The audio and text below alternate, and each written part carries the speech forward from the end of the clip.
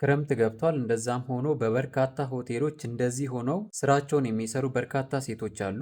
የሆነ ጊዜ ላይ አንዲት አስተናጋጅ ክረምት ላይ ነው ትንቀጠቀጣለች። እንደዚህ አይነት ልብስ ነው የለበሰችው። ለምንድነው ማደርቢው ስላት ሳቀችብኝ።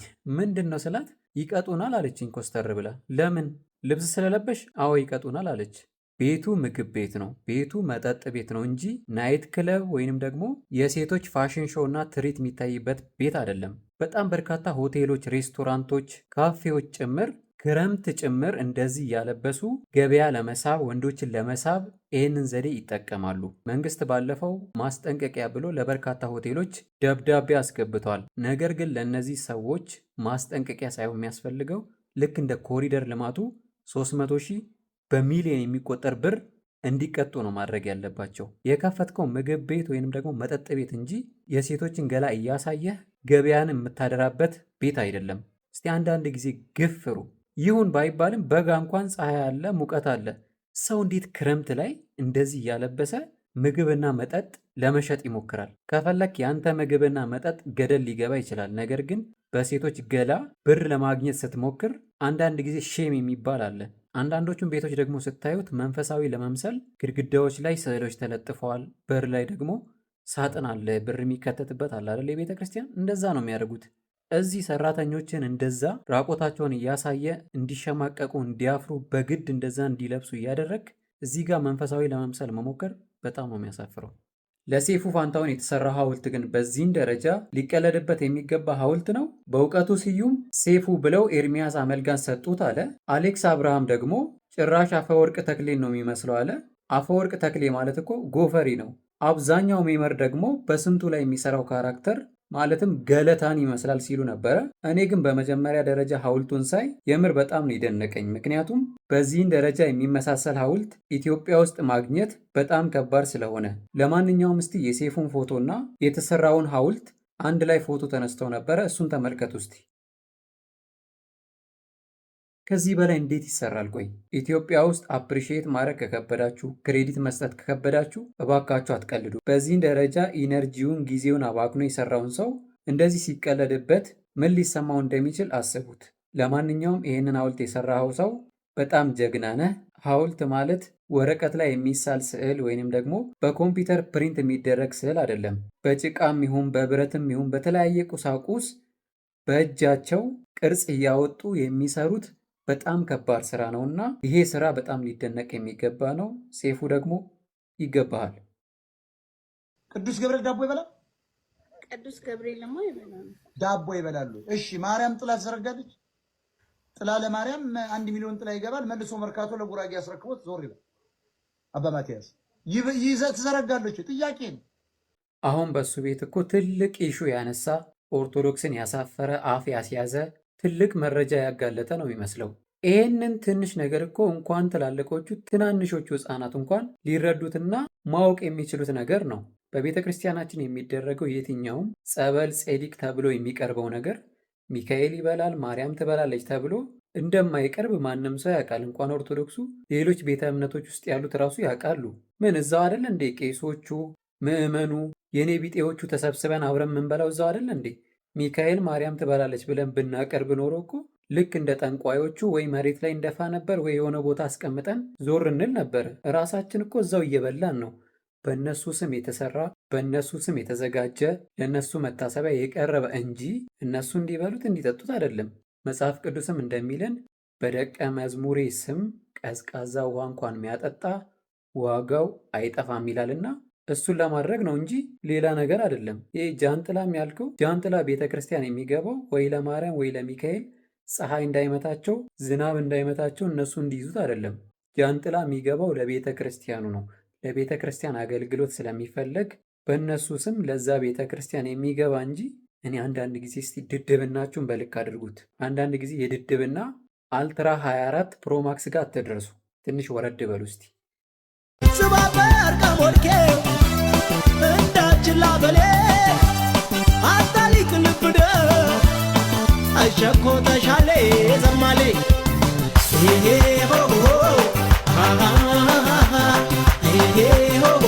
ልክ የሴቶች ግርዛትን ኋላ ቀር ባህል ብለን እንዳስቆምነው ሁሉ ይህንንም ባህል አንድ ሆነን ማስቆም አለብን። ነገርየው እኮ የሚመስለው ልጅቷን የሚያገባት ጠላታቸው ነው የሚመስለው። እንዴት ልጃችንን ያገባል? እንዴት ይሄ ልጅ ከኛ ጋር ይዛመዳል? የሚል ባህል ነው የሚመስለው። ቆይ ግን ምን አይነት ባህል ነው? አለ እኮ ለወጉ ለማረጉ ሆይ ሆይ ማለቱ አንድ ነገር ነው። አናስገባም ሰርገኛ በሚል ቀለል ያለውን መገፋፋት ልንቀበለው እንችላለን። ነገር ግን በዚህ ደረጃ ልብስ እስኪቀደድ ድረስ የሰው ልጅ በመሃል ታፍኖ ሊሞት እስከሚደርስበት ድረስ በር እስኪገነጠል ድረስ የሰው ልጅ ላይ ጉዳት እስኪደርስ ድረስ ምን አይነት ባህል ነው ያለን? በነገራችን ላይ ይህንን ባህል መንግስት ቢያስቆመው የሚቃወም ሰው ካለ ጤነኛ አይመስለኝም። ቆይ ምኑ ነው የሚያኮረው ይሄ? ኧረ በስመ አብ! ኧረ አንዳንድ ጊዜ 21ኛ ክፍለ ዘመን ላይ ነን። ዌክ አፕ! ይሄ የምትመለከቱት ፎቶ የብሩኖ ፌርናንዴስ ሰርግ እንዳይመስላችሁ፣ ወይንም ደግሞ ለሩበን አሞሪም የተደረገ የአቀባበል ስነ ስርዓት ወይንም ደግሞ የልጁ ሰርግ አይደለም። የማንቸስተር ደጋፊዎች ትናንትና ማታ የዩሮፓ ሊግ እንበላለን ብለው ዛሬ ለመብላት ለምሳ የደገሱት ድግስ ነው። ደግ ሰው ነበር። ደግ ሰው ነበር የሚለውን ደግ ሰው ነበር ማፈር እሰይ። የማንቸስተር ዩናይትድ ደጋፊዎች እንግዲህ ዋንጫ እንበላለን ብለው ደግሰው ነበረ።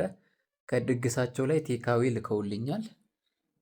እንግዲህ በምን አንጀታችን እንበላለን ብለው ለአርሰናል ደጋፊ በፌስታል አድርገው ልኳል። እናመሰግናለን። ምን አለበት እስቲ ዋንጫ ባትበሉ ጥብሳችሁን ብትበሉ ምን አለበት?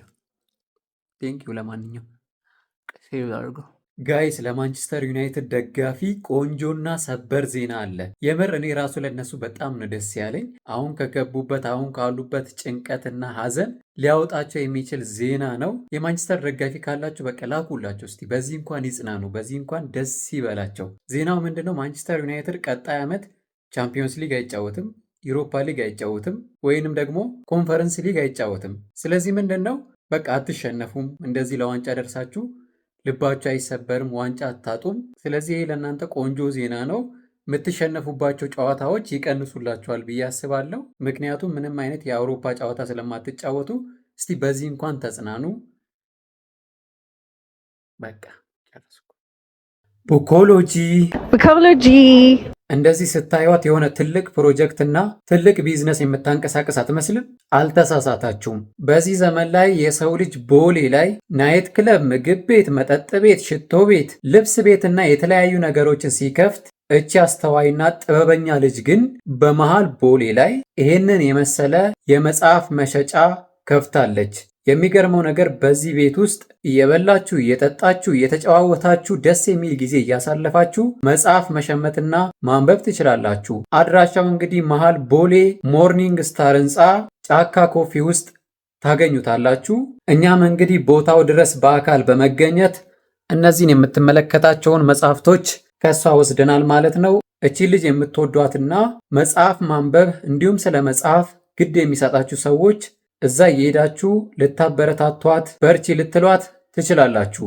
ቡኮሎጂ ስነ መጽሐፍት ይመችሽ። ለእናንተ አሳያለሁ ብዬ ስልኬን ሰብሬው ነበረ። ቲክቶኬ በሙሉ ኢፖክሲ በሚሉ ቪዲዮዎች ሲጥለቀለቅ፣ ቆይ እስቲ እነዚህ ስዕሎች በጣም ያምራሉ ብዬ እነሱም ማናገር እንዴ ዋጋቸው እንደዚህ ውድ ነው? 10,000፣ 15,000፣ 20,000። አንዳንዶቹማ ይሄ ልጅማ ሀብታም ሊሆን ይችላል ቲክቶከር ስለሆነ ላይቭ ላይ ብዙ ለቃቅሞ ይሆናል ብለው ነው መሰለኝ 30,000፣ 50,000 ያለኝ ሰው አለ። ኧረ በስመ አብ ብዬ እቃዎቹን በሙሉ አሟለው። አሁን ቤቴን ብታዩ በኢፖክሲ የተሰራ ስዕል ብቻ ሆኗል። እስቲ ላሳያችሁ። ይሄኛው የክርስቶስን ስቅለት የሚያሳይ ስዕል ነው። አይታየኝም እንግዲህ ምናልባት የኔ ስቱዲዮ ጠባብ ስለሆነች ለመቅረጽ አልተመቸኝም። ሌላኛው ደግሞ የኪዳነ ምሕረት፣ ሶስተኛው ደግሞ የመጨረሻው እራት፣ አራተኛው ደግሞ